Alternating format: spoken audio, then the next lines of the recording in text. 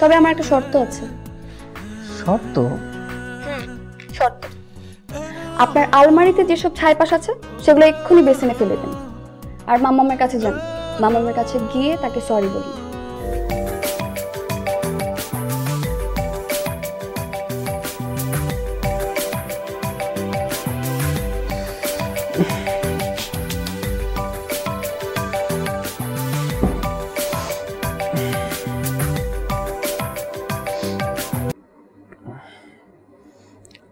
Hello, কি ব্যাপার?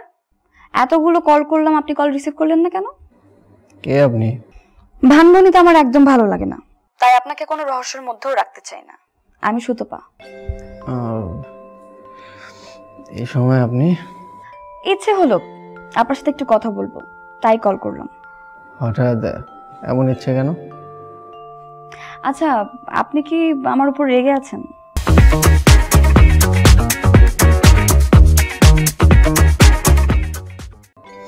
দেখুন, পৃথিবীতে কারো উপরে আমার তেমন কোনো রাগ নেই।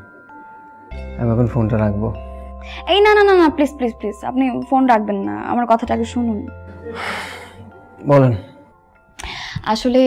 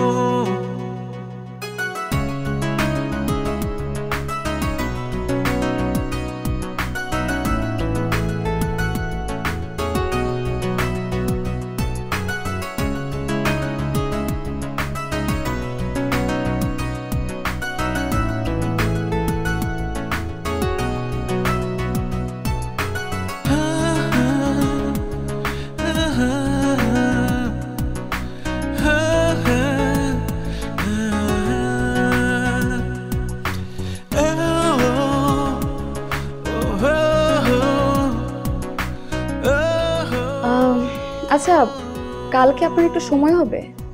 হঠাৎ? না মানে ভাবলাম কালকে কোথাও একটা বসে কফি খেলাম আমরা। আমি কতদিন তোমাকে বলেছিলাম যে আমার সাথে দেখা করতে, নিজে যেতে চেয়েছি। তুমি বলেছিলে তোমার সময় হলে তুমি নিজে আমার সাথে দেখা করবে। হঠাৎ আজকে দেখা করার কথা বলছো? আচ্ছা, আপনাকে না কতবার বলেছি আমার কথার উপরে কোনো প্রশ্ন হবে না। আচ্ছা ঠিক আছে ঠিক আছে, কোথায় কখন আসবো বলো। তবে আমার একটা শর্ত আছে। শর্ত? শর্ত, আপনার আলমারিতে যেসব ছাইপাশ আছে সেগুলো এক্ষুনি বেসিনে ফেলে দেন, আর মাম্মামের কাছে যান। মাম্মামের কাছে গিয়ে তাকে সরি বলুন, কারণ আপনাকে সে অনেক ভালোবাসে।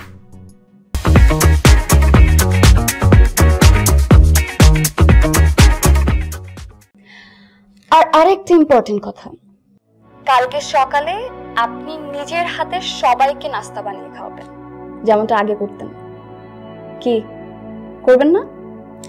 নাস্তা শেষ করে আপনি অফিসে যাবেন এবং অফিস শেষ করে আপনি সরাসরি আমার সাথে দেখা করতে চলে আসবেন।